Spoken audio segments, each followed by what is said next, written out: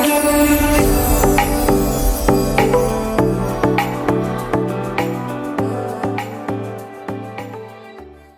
up everybody, it's your girl Sam and welcome back to my channel, Sam in SoCo. Hopefully you can hear me. I'm trying not to talk loud because I'm in my school and it's pretty empty because we don't teach here. We teach at the schools, but on Wednesdays the kids take Chinese, so Wednesdays essentially is what we call my desk warming days. I do plan in a later video to make a day in my life and just kind of explain more in detail about my actual job, but I felt like this video would be more appropriate for me to make first. So yeah, so wait on that. So I made me a little list. You can't see probably because of the glare, of the 10 things or 10 reasons or 10 steps, I guess, of how I ended up here in Korea. Hopefully this video won't be super long, but y'all know your girl. She does ramble. All right, amen. So I'm gonna try to stick to the point. This is why I had to make a list, because if I just talked off the dome, it probably would have been all over the place. So I had to organize my thoughts. So jumping straight into how I came to Korea, let's get started. So number one, I titled it Quarter Life Crisis. So probably when I turned about 30 or a little bit after 30, I had been working for the last few years. I was working at a university in Alabama, in Birmingham. I worked in an office. It was student services. I really enjoyed my coworkers. I loved the students we worked with. The job was super easy, so I really enjoyed my job at the university that I worked at. Like I said, I have a lot of great memories. I have people that I still keep in contact and I call friends. So I loved my job, but it got to be a point in my life where I felt stuck.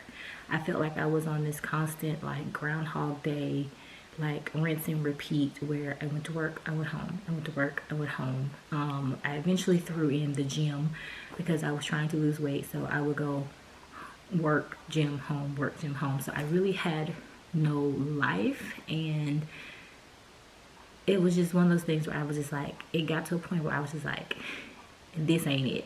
So I was really like contemplating like, okay, what did I want to do next? So then I went to grad school, and so I got my master's in higher education administration, because I found from working at the university I really did enjoy working with higher education, but I wanted to do more hands-on with the students, more programming, more personal development, stuff like that, versus the more kind of transactional encounters I had with students. So although I completely worked with students, well, mostly worked with students, it wasn't anything where I got to know them on like a personal basis, except for the students who worked in our office. And I just wanted a more hands-on, like making a difference in their life type role. So that was one of the reasons why I kind of made the decision, like, okay, I think it's time for us to move on. Like I said, I had finished my master's, and now I was worth more, to put it like that. And then also it just got to be a point in where I was in the office. I had been working there like 5-6 years by the time I did leave. And basically the same role. I mean, I had gone up a little bit, but for the most part I was still doing the same thing. There was no real like area for growth within the office. So although I really liked, I loved my director, I loved my assistant director, but it was just one of those things. And then our office was still relatively really young. Like our director, he was 40. He's the same age as my sister. So it was one of those things where nobody was close to retirement. Nobody was close to leaving. My assistant director, me and him are the exact same age, even though he used to always joke that I was older, even though I'm literally 3 months older than him. So it was one of those things where our office was still really young. So it was one of those things where I didn't feel like I had anywhere that I could go up at that time. So that was kind of the nail on the coffin of, although I loved my job and it was super easy and I really was good at my job, I knew it was time to move on.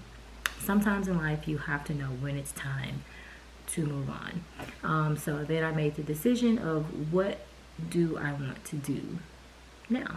So that brings us to number 2, places I wanted to go.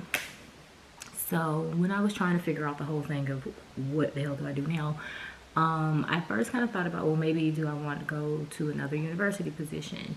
I looked at different university positions. Wasn't really anything out there that kind of really piqued my interest. Started looking into other schools. Then I kind of got the bug of, do I even want to stay in Alabama? When I was in my 20s and I was younger, I don't know why I had this thing in my head where I never wanted to leave Alabama. Like, I wanted to travel and I wanted to see the world and stuff like that, but I never wanted to live anywhere other than Alabama. For why? I don't know. Well, I do know. At the time, it was more, I didn't want to leave my family and my friends, because that's all I got. That's all I knew. So everything of my life was rooted in Alabama. And so I think it was more of a fear of losing that than I didn't want to leave. I think it was just one of those things. It was comfortable. It's what I knew. It's where everybody was. I'm extremely close to my family. I'm extremely close to my friends. So I was one of those things where that was my comfort and that was my bubble. And so I didn't want to break that bubble. So I was just like, okay, I'll stay in Alabama, but I'll go travel other places. Well, Abby hit her 30s and was like, I got to get the hell out of here. So, yeah, it started turning to, okay, well, I don't have to limit myself to only working at a university in Alabama.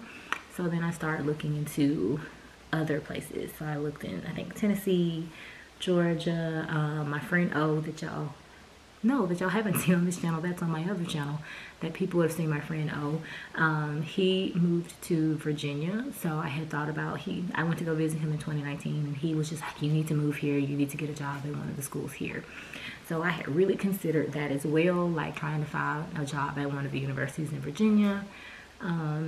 So yeah, so kind of played around with that, thought about Texas, Tennessee, like all these different places. So kind of played around with that for a minute, but then I was just like, but what if I live like somewhere else in the world? Like, what if we live abroad?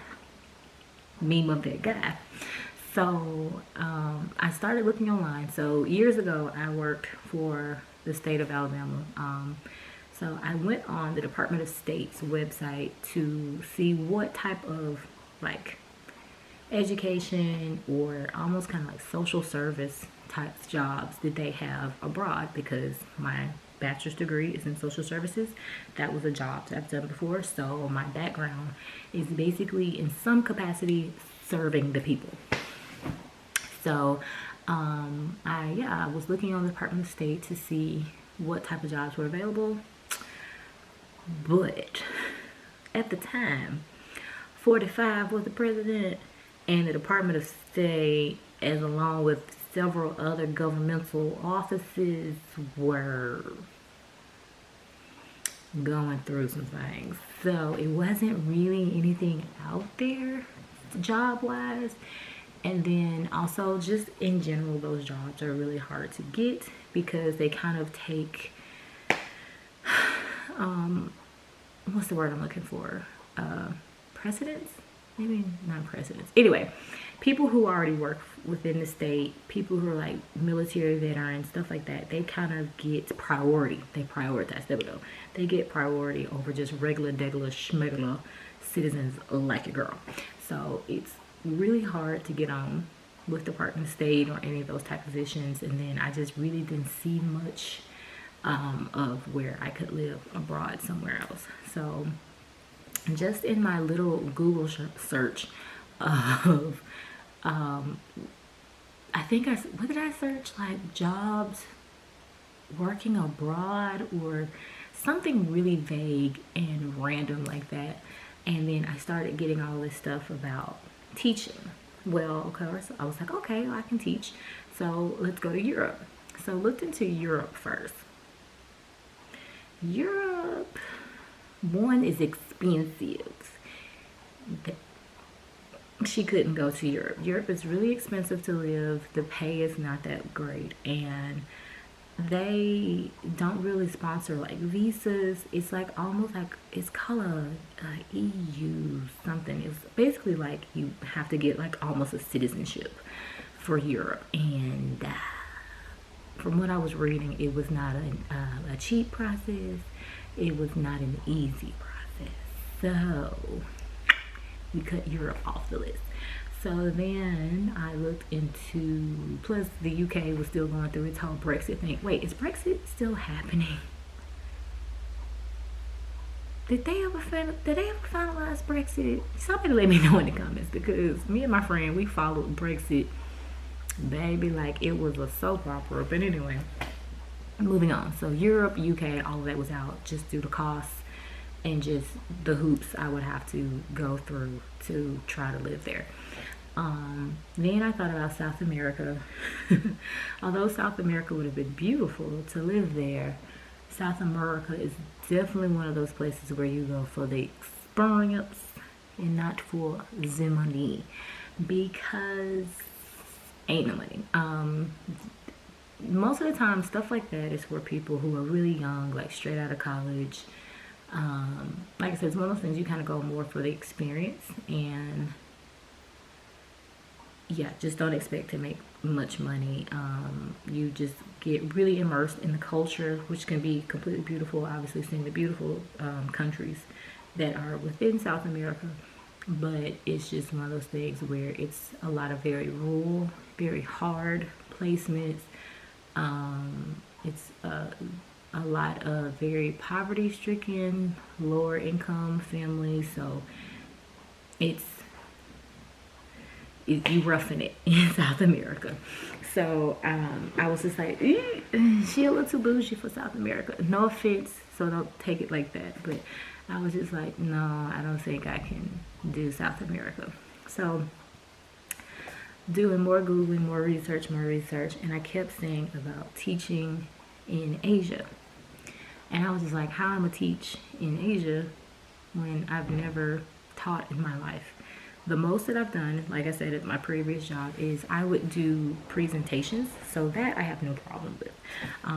I used to do freshman orientations, would talk to 200-300 freshmen and their parents, no problem. I did some of the developmental classes that we had between my office and the Career Center. I would do presentations and little classes with, a few students about financial aid and money saving and stuff. So I kind of was used to, I guess, public speaking, but not exactly teaching. So I was like, how am I going to teach? And I've never been a teacher, and I don't have an education degree. Well, Asia said, so you got a degree, you speak English, good enough. I was like, oh, okay. So that was one of the things that kind of had me start looking into coming to Asia, was because most of the requirements were you just had to be from a native English speaking country and hold an undergraduate degree from an accredited, reputable institution, which were two things that I had. So my first thing that I had on my list, I said Japan. So Japan, I was like, oh my God, the culture, it would be really cool to live there.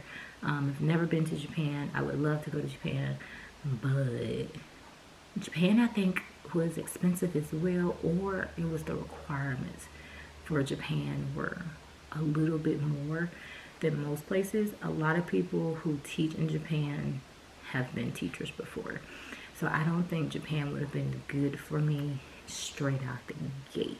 since I've never taught. My next instance was China. China would have been really good too for beginning teachers, but everything I was reading is that the cost of living in China was really expensive, especially if you wanted to live like obviously like a Shanghai or something like that.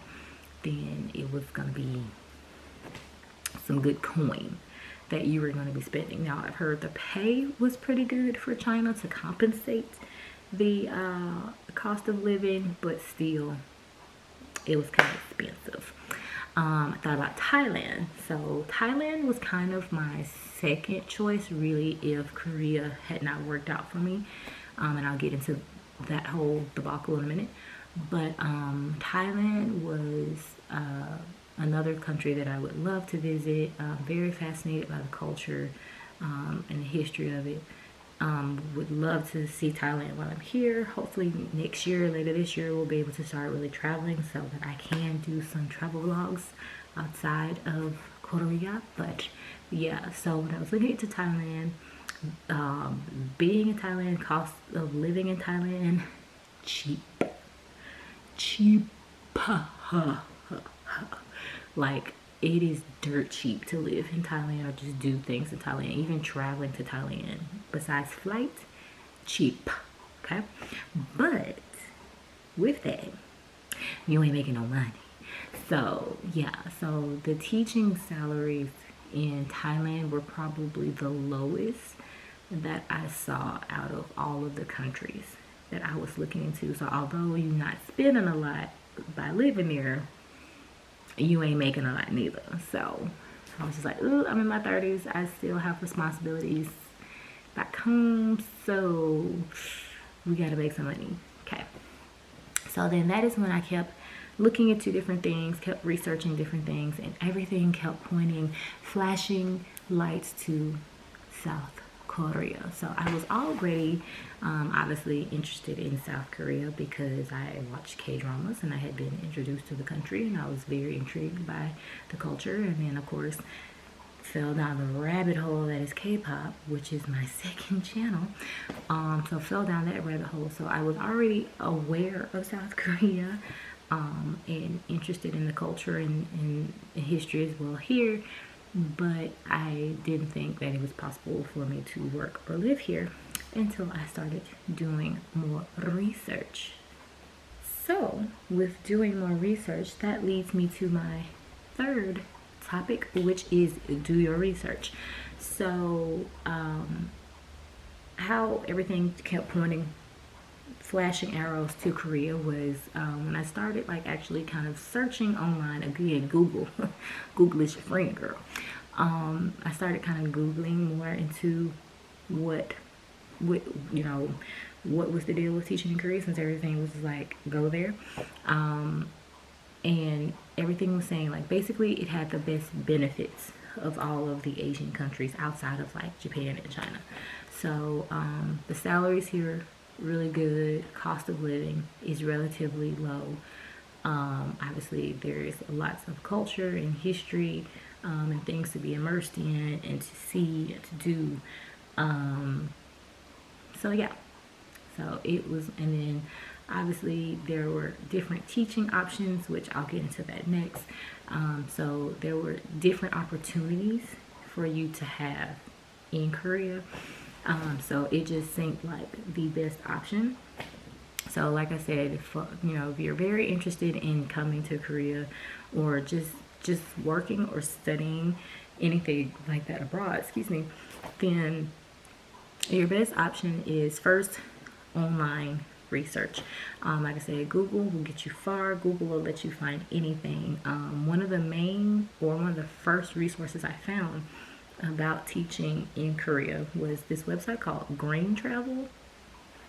Never heard of them, didn't know anything about it, but they had like different listings and programs on there, like if you wanted to teach in Korea, if you wanted to do almost kind of like volunteering. They had like other countries that they kind of had information about. So Green Travel was how I found out about teaching in Korea first, and then I found like some other websites. They're slipping my mind at the moment because all of this was legit about 2 to 3 years ago that I started this process. We'll get into that in a minute. But yeah, so online research, like I said, Google is your friend. It'll typically lead you to any websites or just information in general about benefits like salary, expenses, types of jobs you can get, what you need to do to work there, like the requirements, all that stuff like that. And then the second thing of how, once I kind of narrowed it down to like, okay, I want to go to Korea, YouTube. I started following and finding so many different YouTubers, especially in the beginnings. I was really looking for black women or just black YouTubers in Korea to get their experience and their side of things. But then after so long, I just started finding different teachers in Korea. And so, yeah. So some of the channels I found years ago and have been following for a long time is Megan Bowen, now Megan Moon. So I watched her channel. There was a girl, she's no longer here, but she was a teacher at the time. Her name's Nisi B, I think was her channel. She's from Canada, but she was a teacher here. Watched her friend Lala. They're both no longer here in Korea. Lala taught in Busan. Nisi was, I forgot where Nisi was. Was she in Daegu? I can't remember. But yeah, both of them are no longer here, but I watched their channels. Lala hasn't posted in like over a year since she went home, so don't find her channel. Nisi doesn't really upload anything anymore either, I think, since she left. But definitely Megan. Megan started out as a teacher years ago, but she hasn't done that in so long, and her journey of just life in general here in Korea is amazing. How she was able to switch over to the entertainment business, she got married, all kind of stuff. So I will list Megan's channel below. Other YouTubers I found was Korean Ali. He is an actual EPIK teacher. He's from the UK. He lives in Daegu. Hey, it's Anne. She is an EPIK teacher. Taylor with an E. She's an EPIK teacher. Kenny JD. She did not teach, but she is a black woman from America. But she studied here in Korea. She went to university, I think 2 or 3 times. So she's lived in Korea a few times for several months. So she is hilarious. I love her personality. So in the beginnings, her channel was more Korea based, but now she's very makeup influencer based, but she's still a really cool channel. So I will list all of the EPIK teachers that are named, as well as Kenny, and like I said, Megan's channel will be in my description box for links to those if you aren't already aware of their channels, but you want to check them out. So yeah, so then that leads me to my fourth how I came to Korea, fourth step, wherever we are gonna call this, of how I came to Korea, was once I decided, okay, Korea and teaching, where? So that became the whole big debate of public school versus hagwon.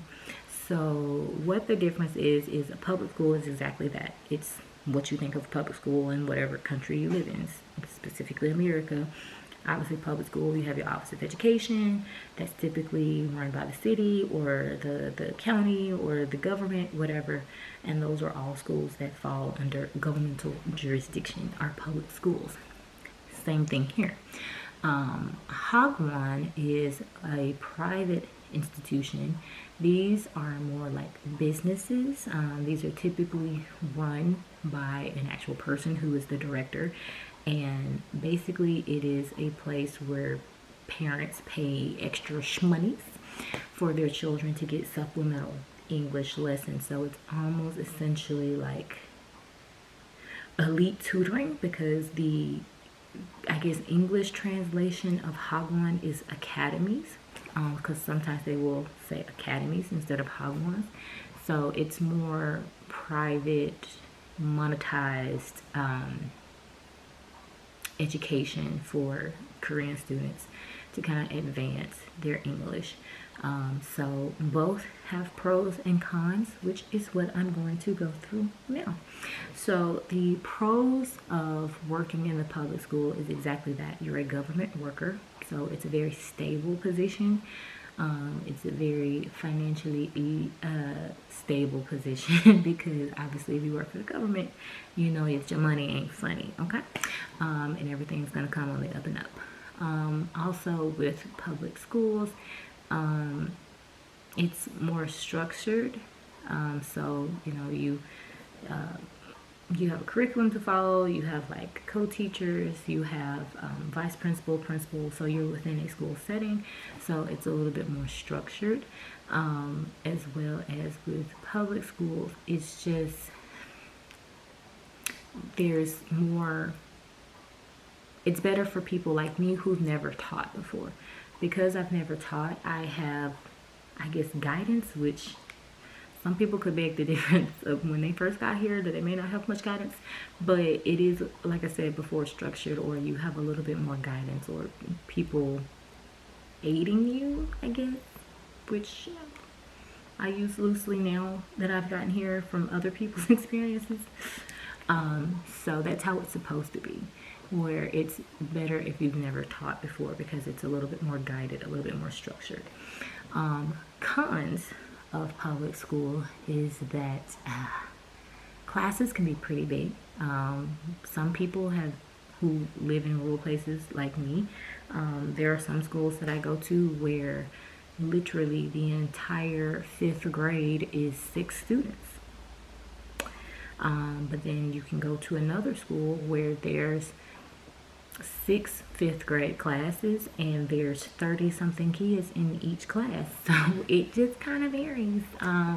So you just never know. You could have extremely small classes, you can have ginormous classes, and you can have multiple classes. So it just kind of, it depends. But typically with public school, look for your classes to be kind of bigger and multiple classes. Another con of, I guess, public school is what we call, like I said earlier, called desk warming. So desk warming is any time that you're at your school but you are not teaching. So we don't teach, like we're not in a regular class with like students all day. So most English teachers either have their own classroom and the kids come to them, or sometimes, especially since COVID, now a lot of times they don't really let the kids move or pass classes. The teachers kind of go around, so some English teachers will go to each of the classes. Everybody's schedule is different of how your school structures, how many classes a day, which grades you teach, all of that varies from teacher to teacher. But yeah, it's just one of those things where if you're not teaching, you're still at your school, because we do have a set work hours that we work. So if you're not teaching, you're expected to be at your desk lesson planning, which for regular public school teachers or teachers in regular schools, that's helpful because they are constantly lesson planning. Me, on the other hand, I work at what's called a foreign language center. So I teach one lesson for the entire semester. So once I made my lesson at the beginning of the semester, she ain't got nothing to do. So, I mean, there are some times where we have to tweak things. We have to prep like for our next class. But my coach is really good about doing that. They typically prep the materials. And if we have anything that comes up, like we're preparing for summer camps, we've been kind of researching and looking into stuff that we could do for our summer camps. But other than that, I'll be doing nothing. So desk warming can be pretty boring. That's about it. So, flip side of that, hagwons. So, pros of hagwons. Sometimes hagwons pay a little bit more because it's a business. Sometimes, especially if it's a pretty prestigious hagwon, parents pay some pretty coins for the kids to be there. So sometimes hagwons can offer pretty high salaries, but from what I was seeing between hagwons and public schools, the pay is almost kind of like comparable to each other, so it's not that much higher, but that is one of the pros, that hagwons, they can sometimes pay more than public schools. Another pro of hagwons is teachers kind of have autonomy. Hagwons typically have a curriculum of their own, but with that, there's a structure, but teachers kind of have a little bit more leeway to tailor their lessons. You don't have a co-teacher, so you don't have to worry about that. You're completely on your own of what you want to do, basically. Like I said, some hagwons or most hagwons have their own curriculum, but that you kind of follow, but you still kind of have the freedom to do whatever you want in your classes. I mean, there are some hagwons where you completely come up with whatever you want to teach, okay? So that can be like a pro as well, because sometimes I know with a lot of teachers, we kind of wish that we could assess our students and make up what we feel like would be beneficial to students in their English and what they should learn. But yeah, so that's one of the pros of hagwon, is they have a little bit more freedom and leeway with what they teach and stuff like that. Cons of hagwons is a lot. So cons of hagwons is because they're more essentially businesses. Teachers, unfortunately, sometimes get screwed over a lot by directors and people who run the hagwons. It's especially last year with COVID, because if there's no kids coming, there ain't no money coming. So teachers have dealt with like pay not being done on time. Yeah, directors finding shady ways of not paying people like their ending salaries or their severances. Like they'll find some type of reason to like fire you before your contract, like right before it ends, so that you're not eligible for your severance. And just like how some directors like treat the teachers, it can be pretty bad. Like how some people say like their directors like talk to them or treat them.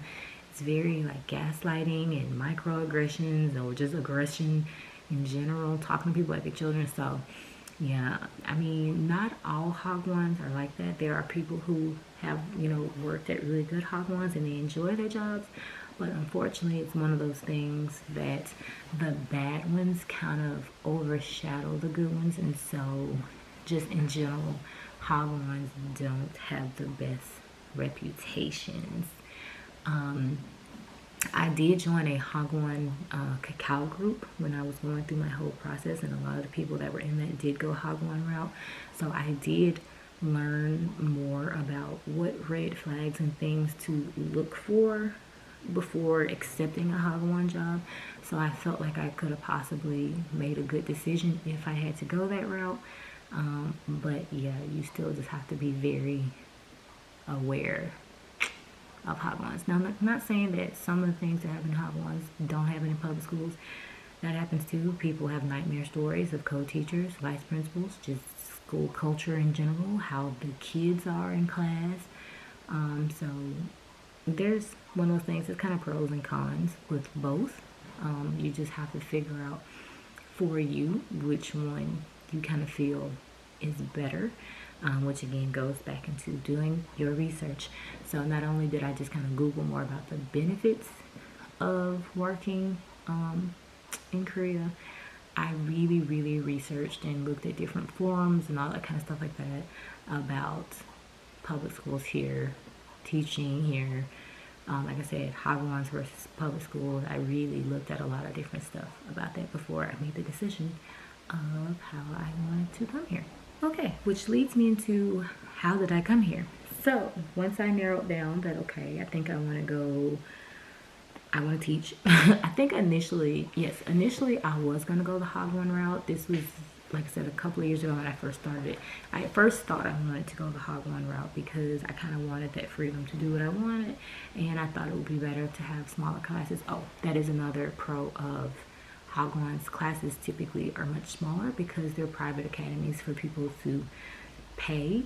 Obviously not everybody can afford stuff like that, so typically classes are much smaller at hagwon, so you'll probably have like 10-15 kids, if that many. So that's another pro of hagwon's. Classes tend to be smaller. But anyway, so I initially thought that I wanted to work in a hagwon because smaller classes, and then just that freedom to do whatever I wanted to. So then I was looking into how to find these jobs. So there are different websites that you can find different job postings. You can find recruiters, things like that online. So that there are some different ones that people look into. The most common ones that people look into for finding jobs, there's one called Dave's ESL Cafe, where people post all the time. He's had this website for years. It's a huge like ESL teaching in Korea like resource. I even think that it extends now to China and other international like teaching jobs, but for the most part it's mostly recruiting and looking for jobs in Korea. Another one that I found was called ESL Rock, like ROK, Republic of Korea. That one normally has really good ones, especially a lot of direct hire jobs, which is where the school actually posts, like hiring a teacher versus a recruiter hiring for people. So those are like two of the main websites that people look on, and it just got to be very overwhelming and a lot. So another YouTuber that I actually watched, her name was Natalie, Traveling Net, I think was the name of her channel. She's another one who no longer teaches here in Korea. She moved back to America. I can link her channel as well. But she went through a recruiting agency called Corbia. Corbia is very well known within the whole people wanting to teach abroad in Korea.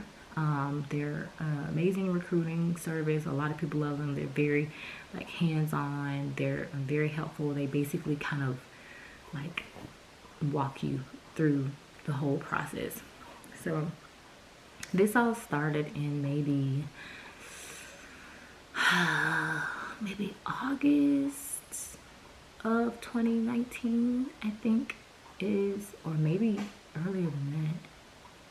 Maybe about summer, August, somewhere in there of 2019 is when I was just like, okay, I want to use Corbia. I've heard nothing but great things about Corbia. I want to use them as my recruiter. So they have an application that you fill out. Did the application. They contact you for an interview. It's a Skype interview that you have with one of the recruiters at Corbia. And so did that. Had a great interview. The interviewer, she was really nice. She was really sweet. There are tons of videos to tell you how to prepare for these types of interviews, so I won't go too much into that. I will in a separate video do about my actual applying process, which I'll probably give a little bit more information about the whole interview. But yeah, so you have an online Skype interview with a recruiter. They kind of get a feel for what you're looking for, as well as obviously making sure that you're a good fit for being a teacher. But once that ended, I felt really good about the interview. She had already, like, at the end of it, she had told me, like, what documents I needed to start preparing and all this stuff like that. So I was like, okay, good. And so she was like, what area did you want to be in? And so at the time, I told her I wanted to preferably be in Daegu. I'll go into probably more detail again in my applying to EPIK video, like why I chose Daegu. But yeah, I was like, I'm looking more into the Daegu area and all stuff like that. And so she was like, okay, well, I'll know what to look for. So I was like, cool, in the bag, I got this.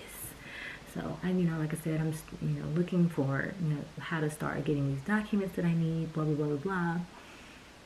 then I get an email from Corvia, which was basically like, thank you, next. And I was just like, what? I thought we were on the same page. I thought y'all were gonna help me. And literally all her email was basically said was, I think it would be better for you to apply directly to EPIK on your own, and you would probably have a better chance of getting in with that. And so, yeah, thank you, but we can't help you. And at the time, I was just basically like, whoever said I was applying to EPIK, because I sure didn't. I thought you were gonna help me find a hagwon job, so why did you just be like, apply directly to EPIK? There's something else we can do for you. So needless to say, it was salty.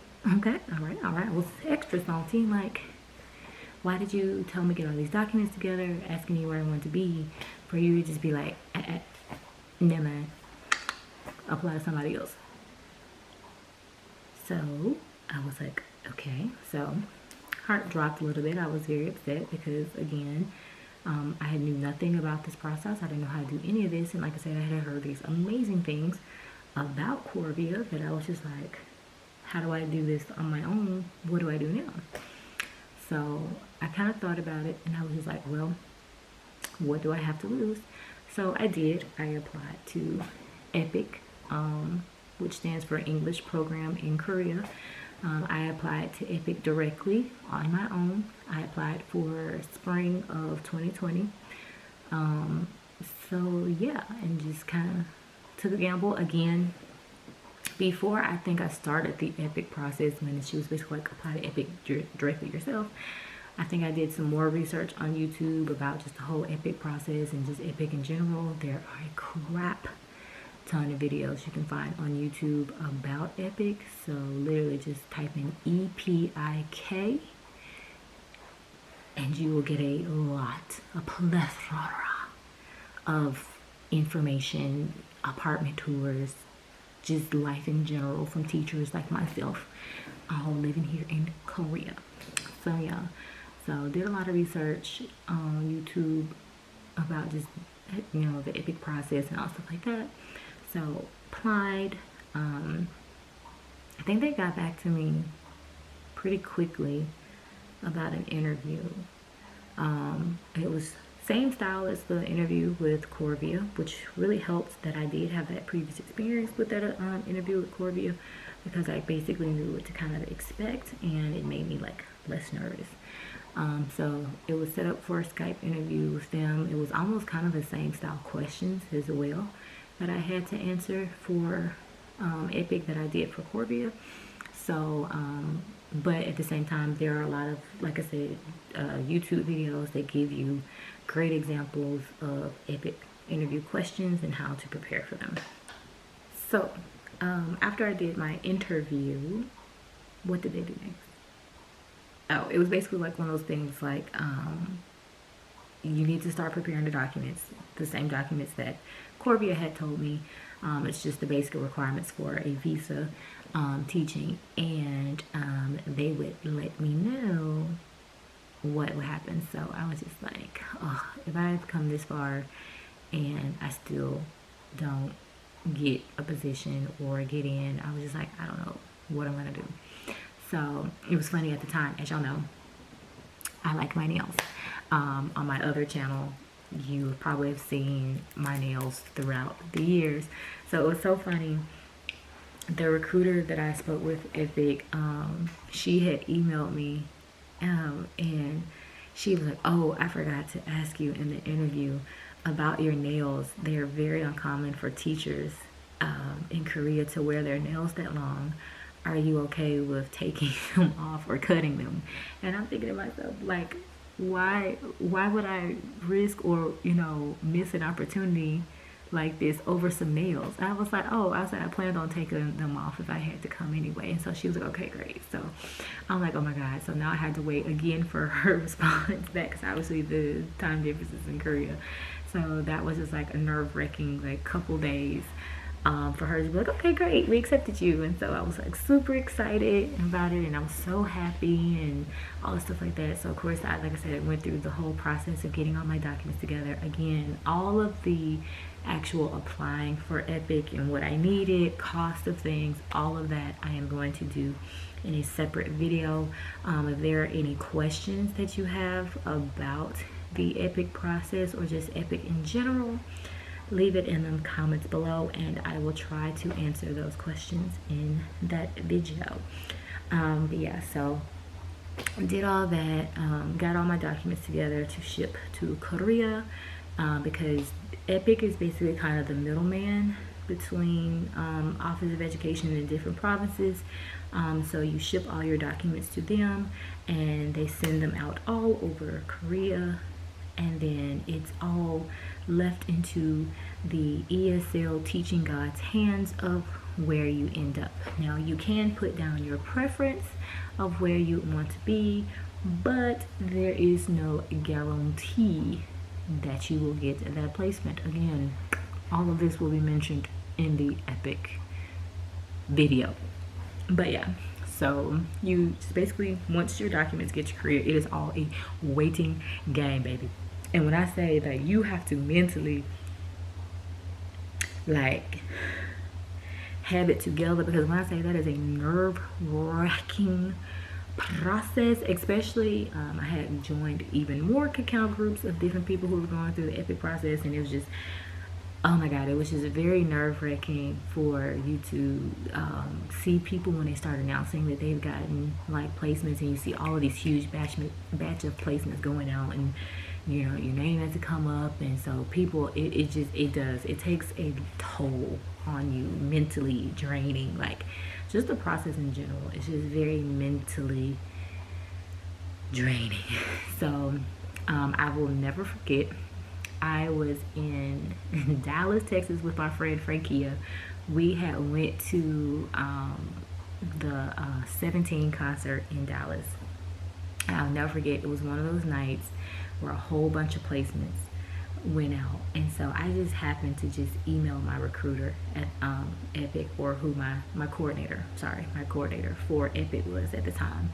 So I just happened to email her to be like, hey, just wanted to kind of get a, update, blah, blah, blah, blah, to see, where it was in process, or you kind of had an idea, blah, blah, blah.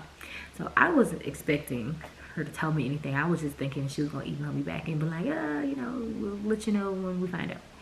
But literally her response back to me, and I'll never forget, it was like 1-2 o'clock in the morning in Dallas, and it was the letter of who I got placed with. And my heart stopped. Like my heart stopped. One, because I was like, oh, this is all really happening. And then two, I kind of had like this moment where I freaked out, because where I was placed was not my preference. Then I got late intake, and where I was placed, I had never heard of this, and so I just kind of felt not scammed. What's the word for it? I can't remember what the word is for it, when you just feel like, really? Why me? So I was like kind of bummed about it at first. So of course I went to the cacao group of all the people who were applying, and I had told them, because like I said, where I was placed, I was just like, I hadn't heard anybody talk about this. I had never heard of this. Like I was just feeling like, why me? So a lot of people was like, oh, it's a really good program, I've heard about this, blah, blah, blah, blah. Read this article somebody posted a while back, that's where she got placed, and all stuff like that. And so people were making me feel a lot better about the placement. So I was just like, okay, I'll just look more into it to see. And so, because obviously you have to let your recruiter know, like, if you accept this, for them to send you your documents. So I just kind of thought about it, and I woke my friend Ricky up, and I just showed her the email, and I was just sitting on the side of the bed like this while she was reading my phone. And so she was just like, oh, because it was like one of those things, like both of us like, oh, this is real. Like you're going to Korea. Like this isn't just you've been talking about going to Korea. You're actually going to Korea. So I was like, I can't tell my mom over the phone. I didn't want to text her. So we were going back to Birmingham the next morning anyway. So I was like, okay, I'll tell my mom when I get home. So Got back, showed my mom the letter. She instantly started crying and ran to her room because she knew this was something I really wanted, but at the same time, it was just like, oh my gosh, she's really leaving me kind of moment. And so she just got really sad all of a sudden. So she went and hid in her room for a minute, and we finally had to get in there. And so we kind of had this moment, me, my mom, and my sister, about me actually going. And so went through that whole process, like I said, getting ready for me to leave. And then that is what leads us to number 7, which is getting the job, then losing it. So notice I said that I found out in January of 2020 that I got this position. So I originally was supposed to come late intake of spring 2020. I was supposed to come in April. Of course, this is when the whole panoramic, Panasonic, was revving up everywhere, to the point that even the teachers that came for main intake in February had just come when had hit the fan here in Korea. So like they were split up into different locations. Like there was a lot that they had to go through once they got here. And so all of us who were late intake, well, at least the province I'm in, they eventually came back to some rumors started coming out, and it was basically like, so pause, y'all not coming in April, we're gonna postpone you until fall, so you'll come in August, but you still got your same position, your same job, we just gonna wait. And so I was just like, okay, well that gives me more time to save money, have more time to be with my family, you know, I can really prepare myself to leave. Then it got to be like a month or so later, and they were just like, skirt, skirt, skirt. So remember we told you got a job in August? Well, no. We canceled all of y'all. Sorry. So yeah, so my position was canceled. So EPIK had to send us a notification of like, ooh, so these are your options. We're going to try to help as much as we can. So our options were to completely withdraw from the process, and they would send us all of our documents back, and then do with what you will. If you would apply somewhere else on your own, hagwon, go to another country, stay where you at. That was your first option, was to completely withdraw. Second option was to roll over to the fall intake and just try for somewhere else. Now the only thing about that is, because again we were in the raging storms of a pandemic, a lot of provinces was like, no, we don't want no new friends. They weren't allowing any new teachers to come, so it was not that many positions available, and they would not tell us what provinces were taking people. So it was like an even bigger gamble. So the third option was we could apply for spring 2021, and they would just hold all of our documents they currently have, and then they would let us know closer to when those applications became available what documents we needed to update. And so that's what I did. I just waited out my time in Alabama, and yeah, I reapplied for spring 2021. Which kind of leads me into number 8, which is there's still hope getting another position. So had reapplied. The only thing I had to update was my application and my criminal background check, which that was a whole process. Again, I'll let you know in the EPIK video what that was like.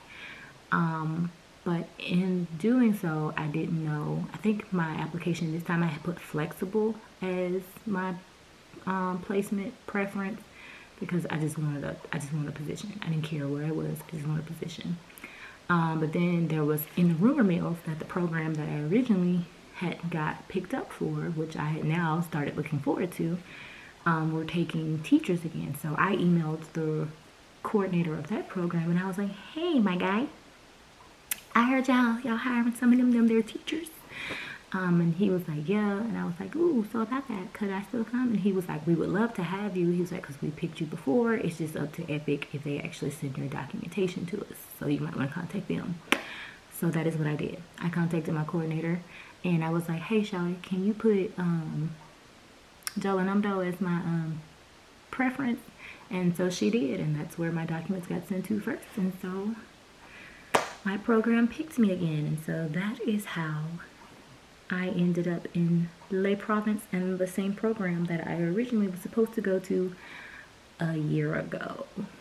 So yeah, so that is basically how I ended up here, prepping to leave, which is what I have for number 9. I actually think I'm going to save that for my applying to EPIK video, but yeah. So my last thing is that I'm still very shocked that I'm actually in Korea, because there was so much, even up to very close when I was leaving. I felt like at any moment it could all be snatched away again, like the last time. So I still have like these very surreal moments of I can't believe I live in another country. Like I'll be on the bus and it'll just hit me because I'll see all of the Korean writing on buildings and stuff, and I just like, I can't believe I live in Korea. Or I'll go to like different cities or different like mountains or hiking, and I'm just like, I can't believe I'm not in America. So it's still a very surreal experience to me. I'm enjoying everything. Like I said, I hopefully will start being more consistent with content on my channel so that you can see it. Yay. But yeah, there's so much that I want to do. Travel vlogs, hiking vlogs, other content that I have about ideas about just life in general here in Korea. So hopefully I'll get all of those out to you pretty soon, and we shall see what the future holds for me as life is Sam in SoCo. So yeah, so that is the end of this video because my camera is flashing, has been flashing for a while. If you have any questions, you can leave it in the comments below. Like I said, I'll have some other videos very soon, but until then, please give your girls a thumbs up if you liked this video. Please subscribe because I want friends and lots of friends, and click the bell so you know when I upload my content. Stay tuned for more videos, and until then, I'm your girl, Sam in SoCo. Peace.